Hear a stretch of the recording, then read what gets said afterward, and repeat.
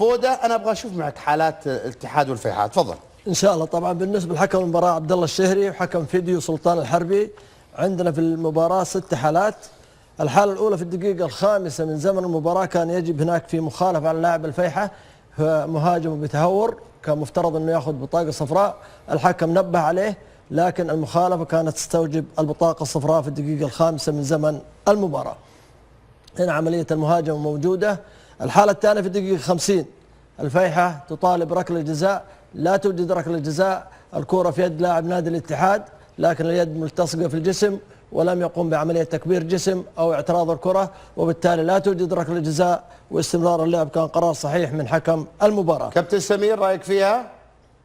استمرار اللعب لا توجد ركله جزاء.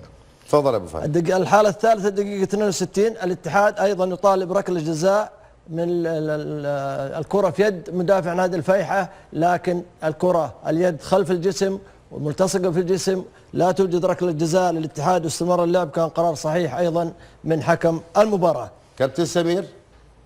استمرار اللعب لا توجد ركله جزاء والشهري ما زال ماشي بنجاح. الحاله الرابعه في الدقيقه 72 هنا في مخالفه تم احتسابها على لاعب نادي الاتحاد. نلاحظ الحاله في الدقيقه 72 دومبا هنا حسب الحكم مخالفه، لكن لاحظ عمليه بعد ما الحكم اعلن الصافره، لاحظ ماذا فعل لاعب نادي الاتحاد، قام بضرب لاعب نادي الفيحاء بوجهه، فبالتالي هنا سلوك مشين من اللاعب. نشاهد عمليه الضرب الان. هنا ضرب وجهه ولا لمس وجهه؟ لا في وجهه. استنى هنشوفها لمس ولا ضرب؟ في الضرب في اليد اليسرى.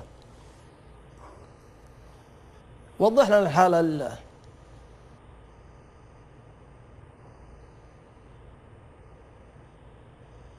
ضرب في الوجه هذا في دقيقة 72. كابتن سمير ايش رايك فيها؟ لا يعني لو في صورة أوضح من كده برضو، يعني لو في صورة من زاوية تانية. هذه أيوة. هذه الزاوية الرئيسية. اوكي.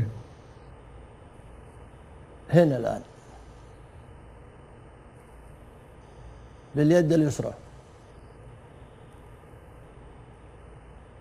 الآن فاول على اللاعب نادي الاتحاد، مخالفة باليد اليمنى مش باليد اليسرى، اليد اليمنى. هذه اليد اليمنى. انت ايش تقول ابو فهد؟ انا اقول فيها ضرب في الوجه، كانت تستحق بطاقة حمراء للسلوك غير الرياضي، للسلوك المشين بعد ما اعلن المخالفة على اللاعب نادي الاتحاد. بس كانها خفيفة يعني مش لمسة دي يعني. ما دام طالما انها على الوجه واثناء توقف اللعب بطاقة حمراء مباشرة. طيب كابتن سمير لحظة. بص احنا ماشيين مسطره واحده هنا، ده احنا قلنا ده خلاص سلوك لسبب بسيط، ده سلوك ماشيين، اللعب وقف. يعني هنا ما اقدرش اقول تنافس واحنا الاثنين بنتنافس، خبطتك في ايديا بايديا في وجهك مثلا نوصل للطور، انما هنا اللعب وقف. اللعب وقف، ضربه في الوش كده، لا انا امشي مع القرار الصعب اللي هو فعلا كارت احمر، ده سلوك ماشيين، اللعب وقف اصلا. تفضل. امشي مع الكارت الاحمر. الحالة الأخيرة في سقوط لأحمد الغامدي لاعب نادي الاتحاد خارج منطقة الجزاء. طبعا المخالفة على أحمد الغامدي عملية مسك للمدافع، شد الفنيلة تبعه، لاحظ، فالمخالفة على المهاجم وليس على المدافع، وهذه أهم حالات مباراة الاتحاد والفيحاء. طيب أما بعد مباراة فوز الأهلي على الشباب ب5-2 حفلة طقطقة من نادي الأهلي. والله الأهلاويين انتم صعبين زعلكم ها؟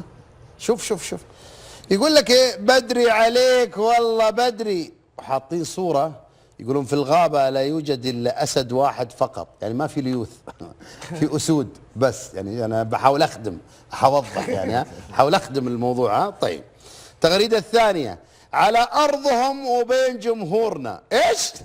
على أرضهم وبين جمهورنا جينا وحضرنا ما سمعنا أي صوت. 10211 هم حاطين العشرة بالأخضر على أساس أنهم جمهور الأهلي، وال211 نفر هذول جمهور الشباب. هذه طبعا طقطقة، الله لو كنت أنا اللي كاتبها ولا لو كان إعلامي كاتبها. التعصب، شوف الجمهور على قلبهم زي العسل من جاي من الأندية. التغريدة الثالثة، فوز بالراحة تنامي يا جدة مرتاحة. الله الله الله. فيصل زيد، ما رأيك بهذا المستوى من التغريدات؟ بالعكس أنا أؤيد هذه التغريدات بين المراكز الإعلامية المحمودة، لا تمثل كيانات، لا هو في مراكز رجالات. إعلامية غير محمودة؟ لا، نتكلم نحن من ناحية الانتقائية في التغريدات المحمودة. اليوم انه انت في بعض هي الانتقائيه موجوده بس في مواضيع كثيره مش في هذا الموضوع. بالعكس انا في يوم من الايام كنت استخدم هذا الاسلوب ابو بدر، وهذا الاسلوب بين المراكز الاعلاميه هو جميل بس بدون اسقاط لا طب على لو الرجالات كان لا الشباب على الكيانات. هو اللي فايز وطقطق عليكم كذا، قد صارت قبل كده، قد صارت يا ابو بدر، يعني الشباب قد بادر والاهلي قد بادر، فمن حسن حظهم وانا اللي موجود، كان الموضوع مختلف. روح كابتن سمير عثمان ناخذ حالات تحكيميه للمباراه، تفضل. النهارده المباراه رقم 50 في دوري روشن اللي يديرها حكام اجانب. النهارده حكام المباراه حكام الساحه كان من رومانيا كوفيكس، الحكم الرابع محمد الهويش من السعوديه، اما حكام الفار كانوا من البرتغال بقياده الحكم مارتينيز. النهارده عندنا حالتين في المباراه، حاله في الشوط الاولاني وحاله في الشوط الثاني. حاله في الشوط الاولاني مطالبه الاتفاق لركله جزاء بسبب الاصطدام مع كوليبالي ولاعب الاتفاق وعد. هنشرحها هنا. عندنا الحاله دي حاجتين، لو كوليبالي اتحرك يمين او شمال عشان كانت المسافه ضيقه في مواجهه لعيب الاتفاق يبقى في ركله جزاء، لكن لو كوليبالي وقف في النص والعمل التصادم ده لعيب الاتفاق يبقى يستمر اللعب. اما نيجي نتفرج على الكره كولوبالي واقف في مكانه ولا راح يمين ولا شمال، الاصطدام حصل اصطدام عرضي وبالتالي قرر الحكم المباراه باستمرار اللعب ولا توجد ركله جزاء. وهتبين لنا من الصوره دي ولو فتحنا الكاميرا كولوبالي ما اتحركش ولا يمين ولا شمال وبالتالي لم يرتكب خطا واستمرار اللعب هو القرار السليم. ودي كانت اول حاله من حالات المباراه. كابتن محمد فوده. طبعا بالنسبه لكولوبالي كان واقف وتحرك قدام اللاعب واعترض اللاعب هنا تكون في مخالفه، لكن طالما انه هو واقف والمهاجم هو من اصطدم فيه لا توجد ركله جزاء واستمرار اللعب كان قرار صحيح من حكم المباراه. كابتن سمير تفضل. الحاله الثانيه في المباراه في الدقيقه 89 بس ما خدتش حقها في المراجعه، قد يكون عشان في نهايه المباراه او النتيجه. كيف يعني لما تجي اخر المباراه يتساهل الحكم في المتابعه؟ لا المخرج اللي يتساءل، لا المخرج اللي يتساءل ما عداش ليه؟ انا ما جبت سيره الحكم. الاعاده اللي بيعيدها المخرج. اوكي. المهم نشوف ايه اللي حصل في الكره دي. تعال نشوف بنزيما عمل ايه. بنزيما استلم الكره وهو بيلعب، عاوزين نركز على لعيب الاتفاق. الناس هنركز على الايد، لو ايده اتفردت ستريتش يعني من وضع ثابت وبعد كده امتدت يبقى في دفع.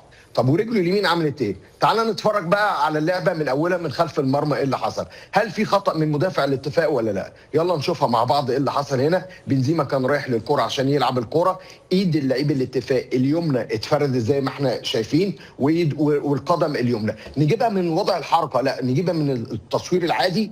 من التصوير العادي في كاميرا جايه من خلف ال 18 في ظهر الحكم نقدر نشوفها.